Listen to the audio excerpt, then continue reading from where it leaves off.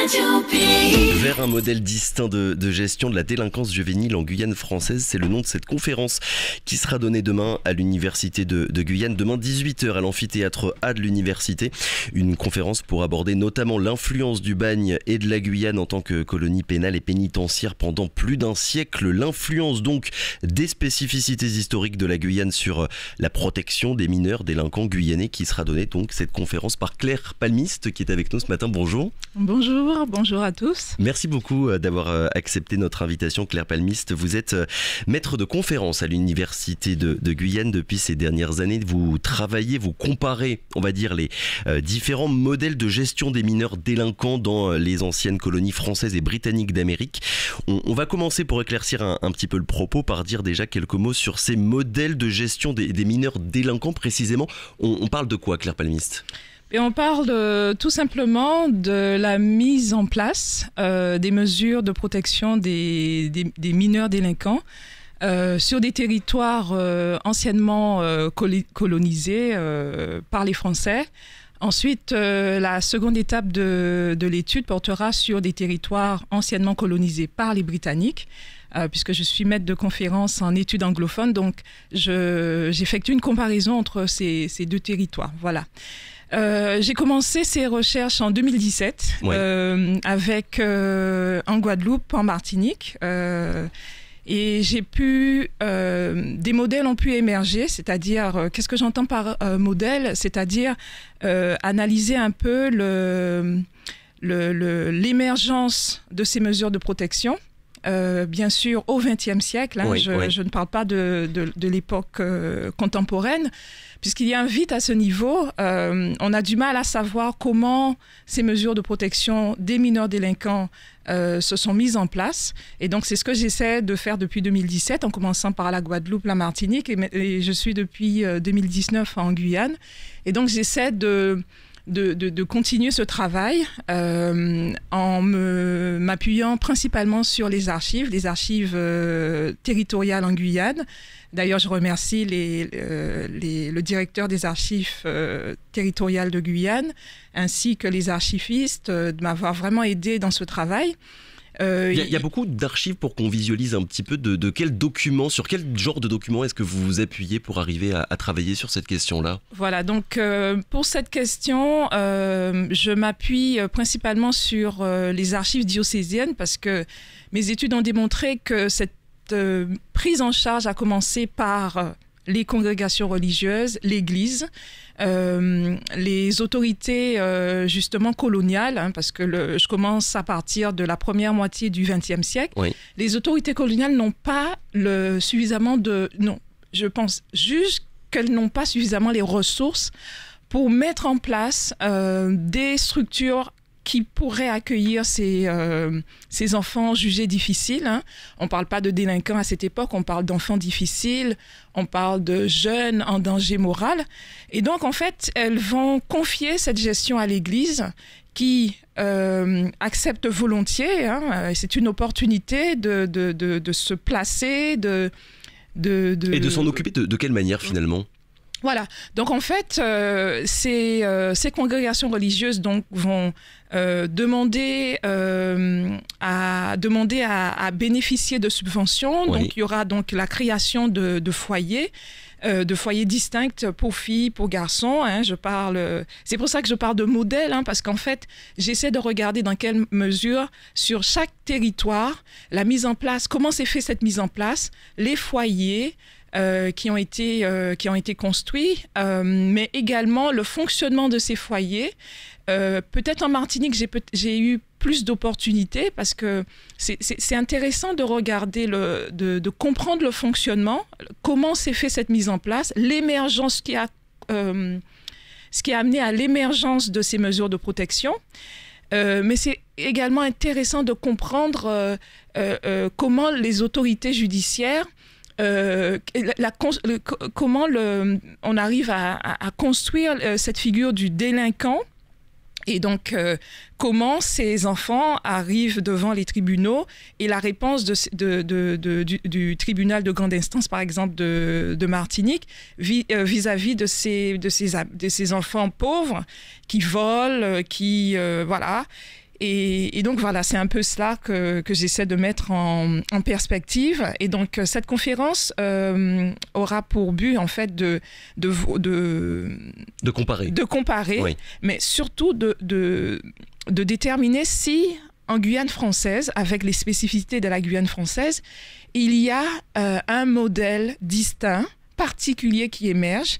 Et donc je ne vous en dis pas plus puisque ce sera vraiment l'une des parties de cette conférence. Puisque vous avez commencé à parler de l'Église Claire Palmiste, vous avez écrit un article, qu'on leur donne du pain, de l'instruction et de la foi, réponse de l'Église face au problème des jeunes inadaptés en Guadeloupe. Cette présence de l'Église, on la retrouve aussi en Guyane dans la prise en charge des jeunes délinquants? Oui, absolument, puisque cette prise en charge en Guyane commence par au début la création de l'orphelinat de la mission catholique en 1938.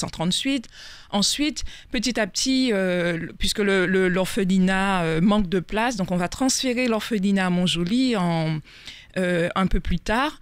Et ensuite, le département va signer successivement des conventions avec la mission catholique. Et on arrive à l'objet de mon étude, la prise en charge des mineurs difficiles. En 1963, oui. Les foyers Don Bosco sont créés. Donc c'est une association, bien sûr, qui a pour but d'aider, d'accueillir, de rééduquer, parce qu'il y a cette dimension de rééducation des enfants jugés difficiles. Et donc l'Église catholique a un rôle incontournable. Et bien sûr, quand on connaît le statut des ministres du culte en Guyane, puisque les ministres du culte, vous savez, sont rémunérés aujourd'hui par la collectivité, mais bon voilà, c'était avant par la colonie. Donc voilà, donc en fait, ce sont tous ces éléments mis ensemble qui aide à déterminer si ce modèle de prise en charge est particulier. On peut déjà dire qu'il est distinct des autres, oui. Même s'il y a des points communs, parce que sur tous les 3 territoires, on observe le rôle incontournable de l'Église. Voilà. L'Église a toujours eu cette mission d'aide, d'assistance à l'enfance. Et ensuite, au cours de mes études, j'examine également de quelle manière, petit à petit, il y aura cette forme de rivalité entre religieux et laïcs, puisqu'on a affaire à des mesures particulières qu'il faut mettre en place, la présence d'éducateurs spécialisés. Or, les religieux n'ont pas cette formation.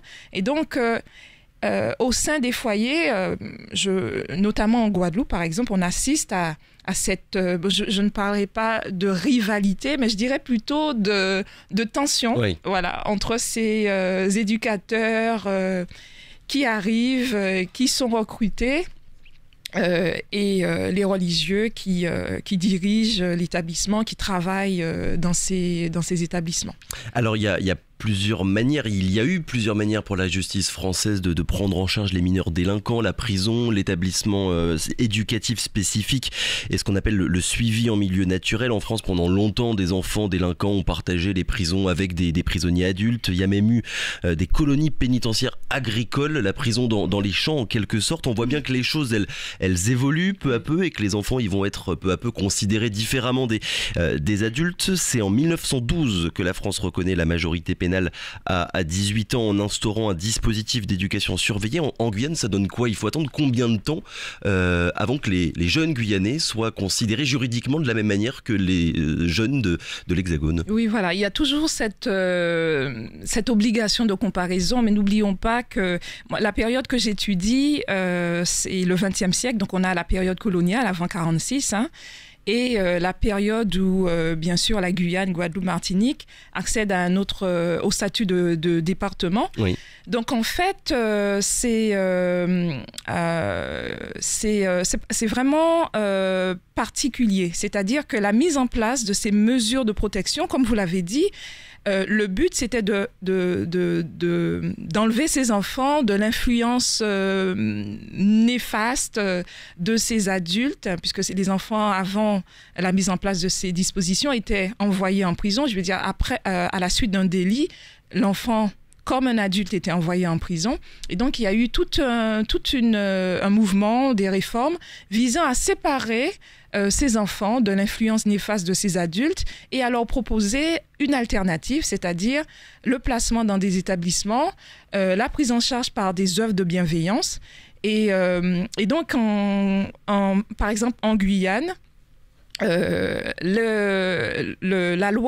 cette loi de 1912 qui instaure justement la majorité pénale à 18 ans. Voilà, la majorité pénale à 18 ans, mais également le dispositif de liberté surveillée, c'est-à-dire que les enfants ont la possibilité d'être confiés à des œuvres de bienfaisance. On remarque que ce n'est qu'en 1928 que cette loi est applicable en Guyane, mais jusque-là, les archives restent muettes. Et pour quelle raison? Parce que vous nous avez expliqué qu'il y avait peu de recherches qui avaient été faites sur ces questions-là. Les archives muettes, pourquoi? D'où ça vient? Parce qu'en fait, on ne peut pas espérer trouver tout dans les archives. Pour l'instant, ce que j'ai remarqué, c'est que puisque cette prise en charge a été effectuée par l'Église, donc en fait, j'ai pu le remarquer puisque j'ai fait mes recherches aux archives diocésaines de Guadeloupe. En Martinique, ces fonds diocésains ont été versés aux archives départementales et récemment aussi en Guyane, ça a été le cas. Donc en fait, c'est le diocèse, puisque ce sont des congrégations qui intervenaient, l'Église également. Et donc ces archives ne livrent pas tout. C'est-à-dire que moi j'ai pu avoir une idée du fonctionnement, de comment cette mise en place avait été effectuée, mais il reste cette part, c'est-à-dire le témoignage de ces pensionnaires qui sont passés par ces foyers. Et d'ailleurs, si vous me permettez, allez-y. Je voudrais vraiment lancer un appel à témoignage.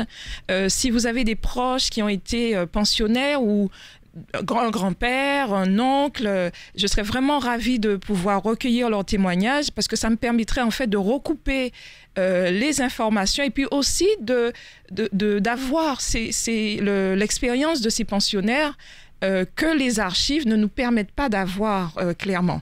On entend beaucoup de choses. On entend les personnes parler d'expériences malheureuses, heureuses, mais c'est très intéressant d'avoir également le témoignage de ces pensionnaires. Et donc, un moyen pour me contacter, tout simplement enquête foyer 97.3 @gmail.com. Alors Claire Palmiste, sans nous dévoiler exactement tout ce dont vous allez parler demain, est-ce qu'il y a eu des jeunes Guyanais qui ont été enfermés au bagne? Alors, le bagne ne concernait pas, jusque-là, parce que ce n'est pas mon champ d'études, mais par rapport parce que je me suis demandé si le bagne avait pu avoir une influence. Quand je parle du bagne, c'est en termes de...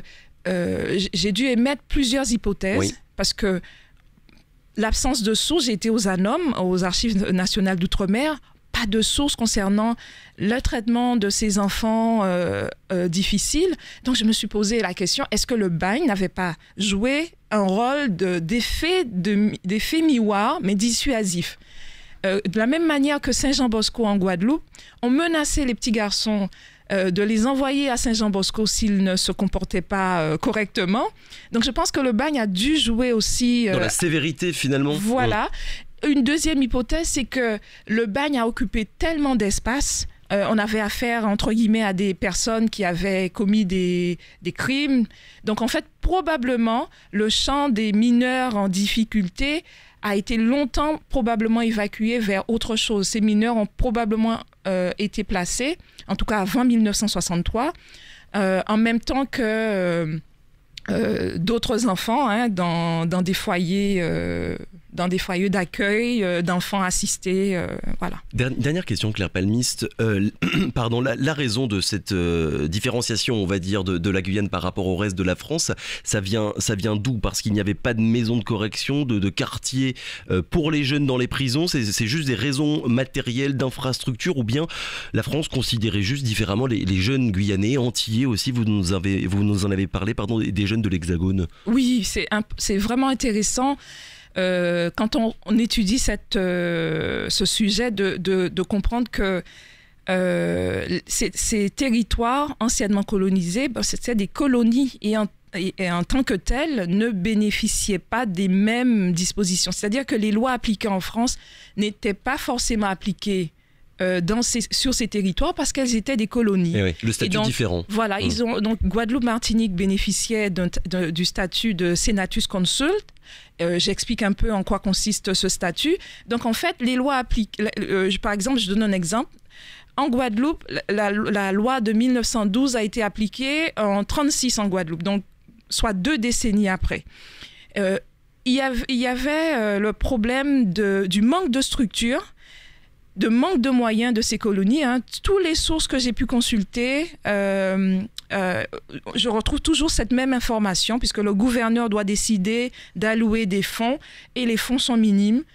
On n'a pas les moyens de construire les mêmes établissements qu'on trouvait en France, qui accueillaient pour la plupart exclusivement des jeunes en difficulté, et on mettait bien sûr dans ces établissements en place des mesures de rééducation. Voilà. Donc en effet, ces territoires n'ont pas pu bénéficier des mêmes mesures, des mêmes dispositifs que pour la France métropolitaine, puisque je parle de la période coloniale.